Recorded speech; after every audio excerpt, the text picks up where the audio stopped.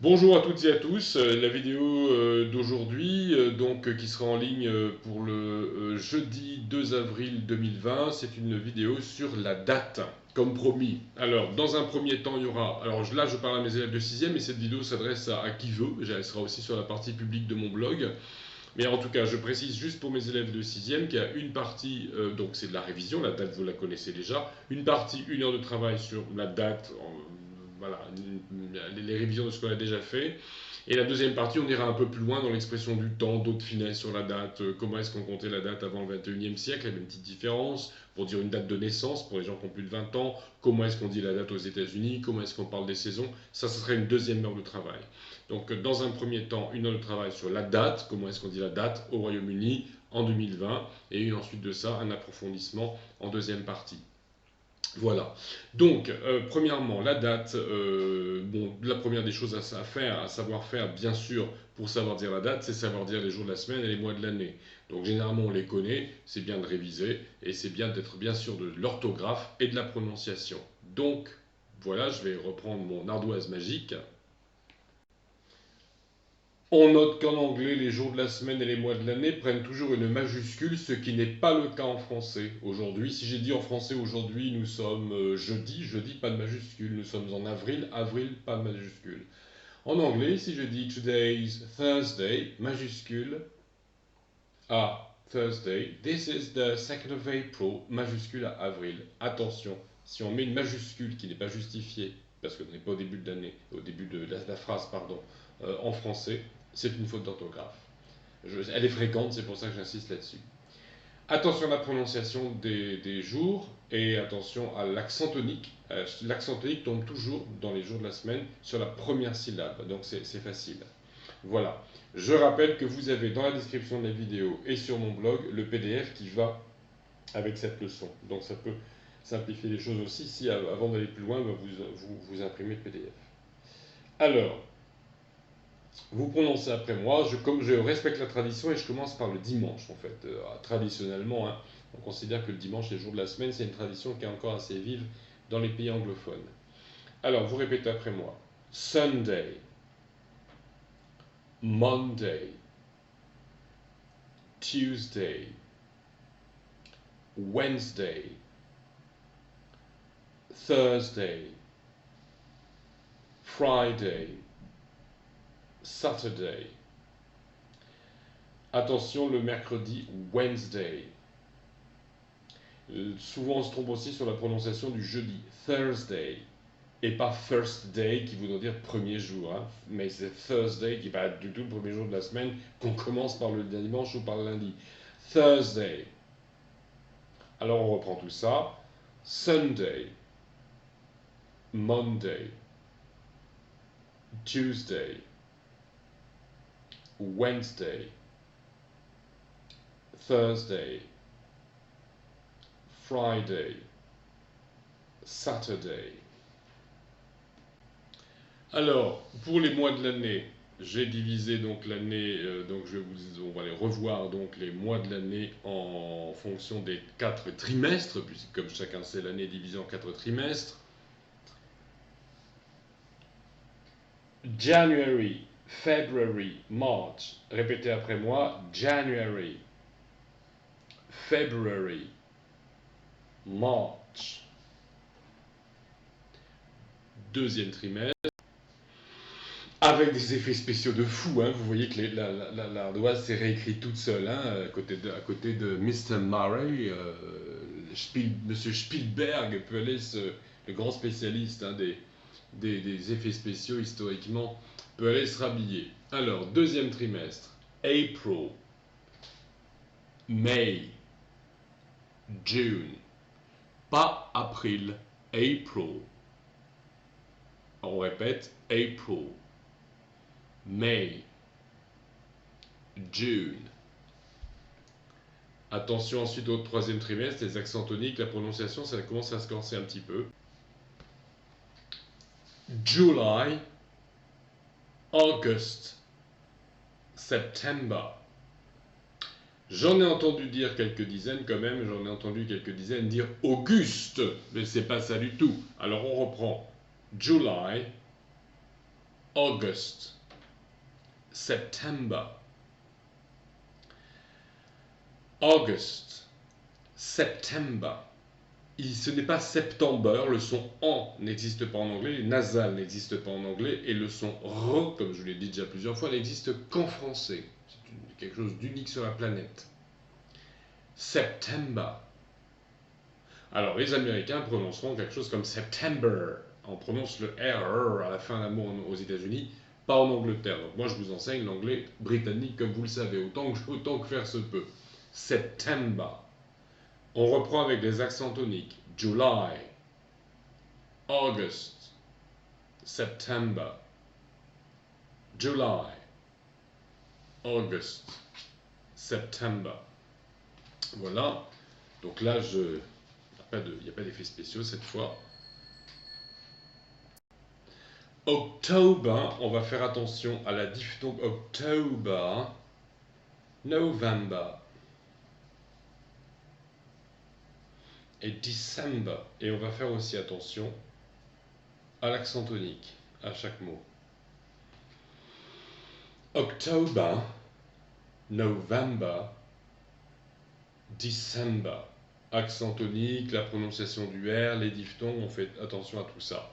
Donc sans avoir le texte sous les yeux, à moins que vous ayez bien sûr imprimé le PDF, on va reprendre les mois et vous répétez après moi. January, February, March, April, May, June, July, August, September, October, November. Alors, ensuite de ça, c'est pas difficile, il faut connaître ces mois de l'année, savoir les écrire et savoir les dire, mais il faut savoir aussi une chose, simplement, c'est que en anglais, la seule difficulté, c'est qu'on écrit une date toujours, et on dit une date toujours avec le chiffre ordinal. Les cardinaux, c'est 1, 2, 3, et les ordinaux, c'est premier, deuxième, troisième.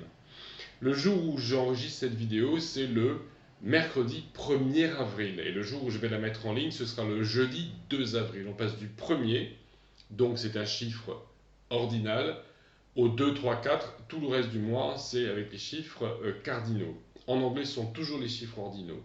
Donc, le jour où je mettrai cette vidéo en ligne, ce sera Thursday, the 2nd of April. Alors, j'ai écrit un peu, j'ai pas écrit assez serré, je vais faire ça un peu mieux. Thursday, the 2nd of April, 2020. Thursday, the 2nd of April, 2020. Vous allez essayer de tout répéter après moi. Thursday, the 2nd of April, 2020. C'était pas génial. On découpe. Thursday, the 2nd of April, 2020. Alors on écrit ici second, mais on dit the second of, le deuxième de, mais on n'écrit pas the ni of. Donc ça se dit Thursday, the 2nd of April, et ça s'écrit Thursday, 2nd April. Il y a un the et un of, O-F, qui veut dire deux, qui ne se prononce pas of, mais of, the 2nd of April. Ah, voilà. Thursday, the 2nd of April, 2020. Alors, on va donc travailler sur les chiffres ordinaux. Là, pour le coup, c'est quand même bien d'avoir le PDF sous les yeux. Mais je vais quand même, en plus du PDF, vous donner quelques explications, je dirais, verbales, orales. 1, 2, 3, ça ne devrait pas poser beaucoup de problèmes. En version ordinale, the first, the second, the third. Répétez, the first, the second, the third. Ce qui nous donne ces abréviations ST, ND, RD, the first, the second, the third. Pour tous les autres, quand ça ne se termine ni par 1, ni par 2, ni par 3, mais quand ça se termine par les chiffres donc de 4 à 9, et même par 0, l'abréviation, ce sera par TH. On va voir ça de plus près. The first, the second, the third. 4, 5, 6, 7 donne the fourth, the fifth, the sixth, the seventh. Alors, ça implique de prononcer beaucoup le fameux TH anglais. Hein. Alors, répétez après moi, the fourth, the fifth, pardon. Oh, je recommence, si je me trompe, ça va pas le faire. The fourth, the fifth, the sixth, the seventh. Donc, on prononce beaucoup le TH en anglais, ça fait beaucoup postillonner, c'est pour ça que les Anglais boivent beaucoup de thé, c'est pour se réhydrater et c'est surtout très dangereux en période de coronavirus. Bref, heureusement qu'on fait ça par vidéo. Bon, un petit trait d'humour. Alors, oui, puisque pour les gens qui regarderont cette vidéo plus tard, ils n'ont pas encore fait le lien, mais bon, 1er 2 avril 2020, c'est en plein confinement coronavirus. Hein, moi, je dis ça comme ça, pour rappeler un peu le truc côté historique. Si des gens dans la postérité regardent cette vidéo dans l'avenir. D'où le petit trait d'humour. Alors, on répète. 4, 5, 6, 7. En ordinal, the fourth, the fifth, the sixth, the seventh. Et à chaque fois, on a donc l'abréviation TH. Et on remarque ici que 5 devient the fifth. Le VE se transforme en F, parce que ce serait compliqué de prononcer the fiveth. C'est comme ça qu'on faisait en vieil anglais, mais c'est plus le cas maintenant, depuis plusieurs siècles. Voilà, et donc l'abréviation, c'est avec TH à chaque fois. Donc la seule difficulté ici, c'est 5 qui devient the fifth. Maintenant, jusqu'à 12, 8 devient the 8, pas de difficulté, on ne redouble pas le T. Mais enfin, c'est par simplicité, je pense que c'est pas très compliqué à retenir. 9 devient the ninth, pas de difficulté à l'oral, mais on retire juste le E à l'écrit. Je vous donne les ordinaux à l'écrit parce que ça peut toujours servir pour autre chose que pour la date, mais pour la date, c'est clair qu'on ne met que les abréviations. Ensuite, 10 devient the 10th, 11 the 11th, et on voit que 12, comme pour 5 qui devient 5th, avec un F, 12 aussi fait son ordinal avec le VE qui devient F, the 12th. Alors regardez bien, et puis vous regarderez bien aussi sur sur le PDF une fois imprimé. Alors ça nous donne, répétez après moi, the 8th, the 9th, the 10th, the 11th, the 12th. Voilà. Et ensuite, on a les fameux chiffres en teen. 13, 14, 15, 16, 17, 19. On rajoute tout simplement le TH. Les teen en ordinal, 13, on voit qu'il y a quand même une bonne transformation par rapport au 3. Hein. Le 3 est devenu 13. 14, on voit bien l'origine, donc 4 plus 10, hein. 14. 15, on voit que là aussi le 5 devient fifth. On ne dit jamais quelque chose que je ne prononcerai pas, mais le 5 devient fifth, 15, tout comme 5 devient the fifth. Si on en ajoute 10 aussi, ça devient 15. Et ensuite, pas de difficulté, 16, 17, 18, 19. Là aussi, on voit que 8 plus 10 ne prend un seul T. Les deux T se sont confondus l'un avec l'autre. Et 19, là, on garde le E. 19. Donc, répétez après moi. 13, 14, 15, 16, 17, 18, 19. J'ai peut-être été un peu rapide. L'accent tonique tombe toujours sur ces chiffres-là, sur la première syllabe. Et le in est allongé. Donc, accent tonique, puis i allongé. 13, 14, 15, 16, 17, 18, 19, et maintenant la version ordinale. On se contente d'ajouter TH, aucune difficulté. The 13th, répétez après moi, the 13th, the 14th, the 15th, the 16th, the 17th, the 18th, the 19th.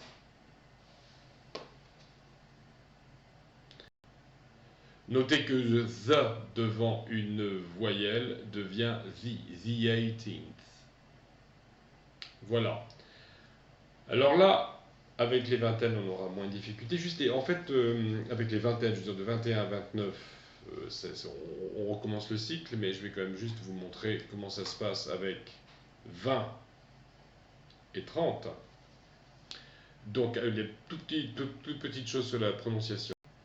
Alors, l'Y de 20 et de 30, quand on ajoute TH, devient ETH, hein, IETH. Prononcez après moi, the 20th, the 30th, eth. On ne dit pas the 20th, ni the 30th, ça ferait penser aux dents. Ça ferait de rire un anglophone. Hein. The 20th, the 30th. Voilà. Alors, on n'ira pas au-delà, parce que là c'est pour la date, on n'ira pas au-delà du 31, du 31e. Mais, juste une chose sur laquelle je tiens beaucoup à insister, c'est quand on passe des teens aux dizaines complètes. Alors vous avez 13 et 30, donc attention à la prononciation. Prononcez après moi, 13, 30. In avec un I long et avec un I court. 13, 30. The 13th, the 30th. C'est pas du tout la même chose, en tout cas pour un anglophone, il n'y a absolument pas d'ambiguïté. Les francophones ont souvent la difficulté à prononcer correctement. Ensuite, donc on va voir rapidement pour ce qui se passe de 21 à 29, parce que c'est plus simple qu'en français. En français, il y a quelque chose d'un tout petit peu illogique, c'est qu'on dit le premier, mais on dit le 21e, le deuxième, le 22e, mais il n'y a pas de 20 secondes, on peut dire le second quand il n'y en a pas après. Hein. Le deuxième, c'est quand il y en a un troisième, et quand le second, ça veut dire le deuxième sur deux. Il n'y a pas du tout cette différence en anglais. Donc, on va dire en français le 21e, on ne dit pas le 21er. En anglais, on dit the 21st, the 22nd, the 23rd, etc. Répétez après moi, the 21st, the 31st. Voilà. Donc, voilà pour la première heure de travail, pour les sixièmes, sinon chacun s'organise comme il le veut. Et pour l'année 2020, c'est pas compliqué. 2020, 2020. Les Américains auront tendance à dire 2020. Les Britanniques, 2020. En français, parfois, on met un point entre les milliers et les centaines pour compter les choses. On ne le fait pas pour les années. D'accord? En anglais, si je dis que j'ai 2020 amis, 2020 contacts sur Facebook, quand je compte les choses, je mets généralement une virgule après les milliers. Et si je dis par exemple qu'il fait 12,5 degrés aujourd'hui, je vais mettre une virgule pour les décimales en français et un point en anglais. Ça veut dire que pour les chiffres en anglais et en français, les points et les virgules sont inversés. En anglais comme en français, on ne met rien entre les milliers et les centaines pour les années. L'année 2020 en français comme en anglais s'écrit comme ceci.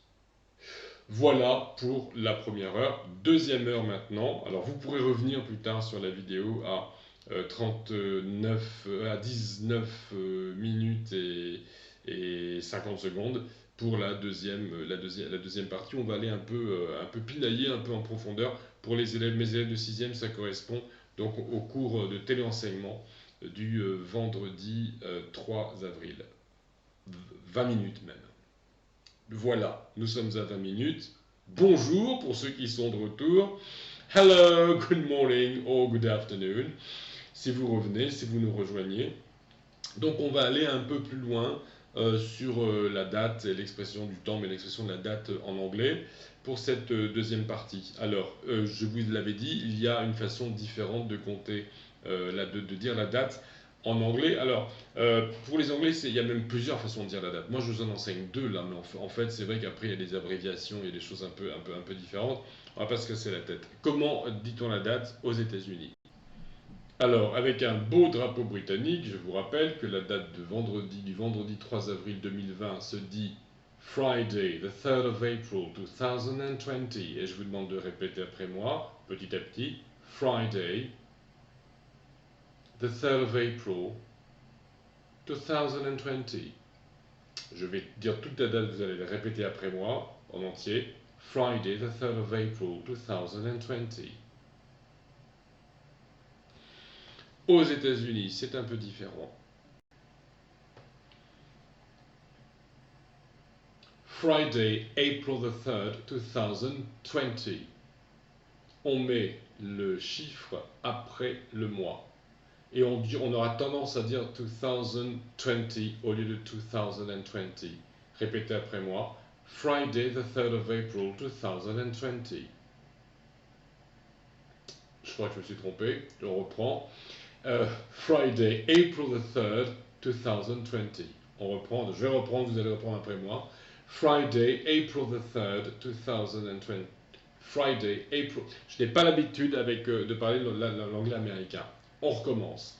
Friday, April the 3rd, 2020. Mon accent reste quand même très britannique. Hein.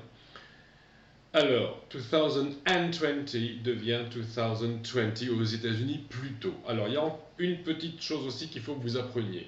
Ceux qui ont plus de 20 ans, comme moi, j'ai plus de 20 ans, ça paraît une évidence. Donc, nous sommes nés au XXe siècle. Alors, ceux qui sont nés en l'an 2000 sont nés au XXe siècle aussi, ceci dit, mais ceux qui sont nés avant l'an 2000, par exemple, ceux qui sont nés en 1999.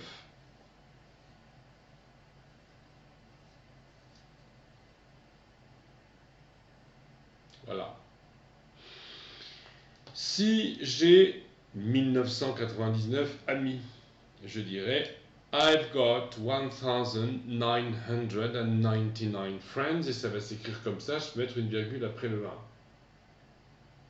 Mais pour les années au XXe siècle, jusqu'en 1999 et même avant, à partir du XIe siècle, je pense, mais voilà, si on parle d'une date historique, on ne met pas la virgule, je vous l'ai dit, mais regardez bien. Quand on va dire la date, on ne va pas dire 1999, on va couper en deux. On va dire, c'est très simple, hein, mais il faut le savoir, 1999.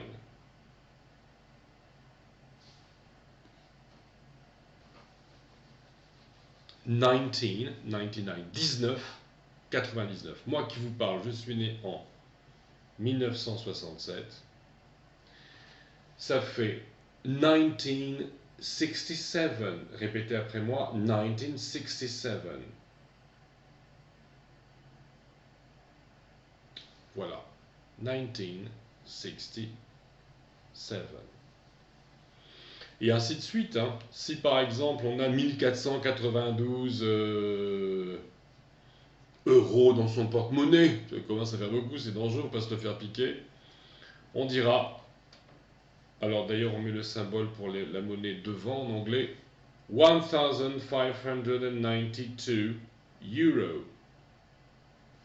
Mais si je dis que Christophe Colomb a découvert l'Amérique, en commençant par la Guadeloupe d'ailleurs, semble-t-il, la Désirade, avec un gros bisou guadeloupéen qui nous écoute, parce que je sais qu'il y en a, enfin qui m'écoute, qui regarde mes vidéos. Alors, 1492, si c'est l'année, on va le couper en deux, on va dire 1492. 1492. Christopher Columbus discovered America in 1492. D'autres dates historiques qui concernent l'histoire des pays anglophones. La bataille de Hastings a eu lieu en 1066 dans le sud de l'Angleterre. C'était la conquête de l'Angleterre par Guillaume le Conquérant, donc qui venait de Normandie, et qui a donné d'ailleurs enfin, ça marquait le début de ravages épouvantables contre la culture qui les a précédés. Ceci dit, on le fête beaucoup en Angleterre maintenant, mais enfin, c'était quand même le début c'était le début de la fin d'une civilisation, il faut le savoir. Le début d'une nouvelle aussi. Enfin bref. Ceci étant dit, on va couper en deux également. Et ça va donner 1066.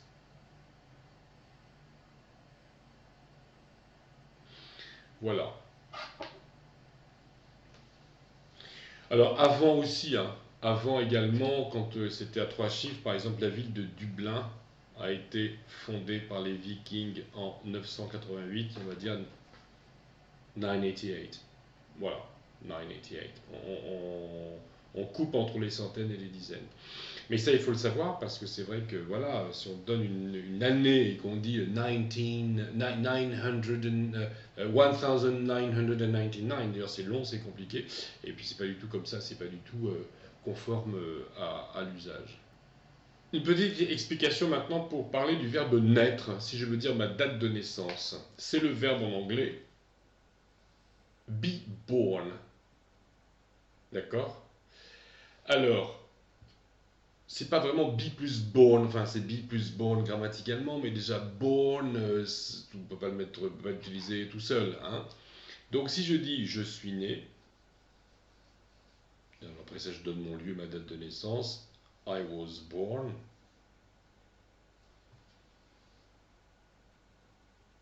Voilà comment ça se dit.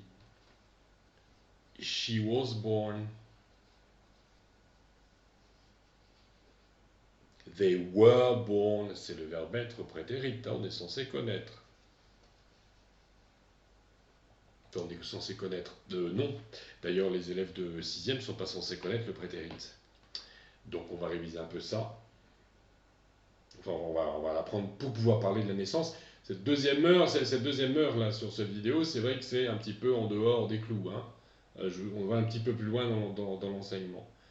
I was born, she was born, they were born. Donc on va voir ça de plus près, pour les 6e, et peut-être pour certaines personnes qui regardent un peu je dirais en freelance cette vidéo, peut-être que c'est bien de le rappeler aussi. Ici, j'ai entouré le verbe être, le prétérit du verbe être. Et je rappelle que le prétérit, c'est le temps qui exprime des faits passés. Donc, j'étais, I was. Donc, j'ai entouré en vert la forme singulier. I was, he was, she was. J'étais, il était, elle était. Et en rouge, le prétérit, you were, we were, you were à nouveau et they were. Pourquoi deux fois you were? Parce que le tutoiement a disparu en anglais et que le tutoiement, la deuxième personne du singulier, a été remplacé par la deuxième personne du pluriel. Mais quand on dit you en anglais, on dit vous grammaticalement. Le tutoiement a disparu. Donc were, c'est la forme du prétérit au pluriel pour le verbe être, et was, c'est la forme du prétérit au singulier. Donc voilà comment on conjugue en anglais le verbe naître. I was born, you were born, he was born, she was born, we were born, you were born, they were born. Alors, mes élèves de 6e n'ont pas besoin de retenir ça. On va juste retenir I was born pour dire je suis né. Et vous n'avez pas besoin pour le moment d'en dire plus. Pour les autres, en 4e, ça, vous devez le savoir. Le verbe être au prétérit, vous devez le savoir. Vous avez appris le prétérit progressif, par exemple, et puis le prétérit tout court, et puis voilà. Donc, le verbe être au prétérit, vous êtes censé connaître. Alors, I was born on. D'accord. Si vous êtes en 6e, par exemple, mettons que vous soyez né le 1er avril, il y a 12 ans, ça fait 2008. I was born on the 1st of April 2008. Donc on utilise la préposition on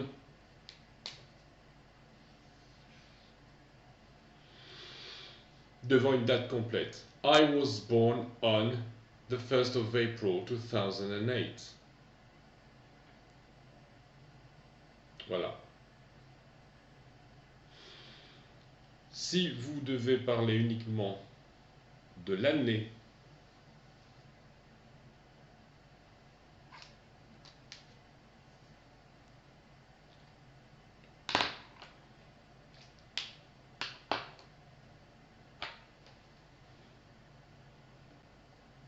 donc ça sera I was born in 2008.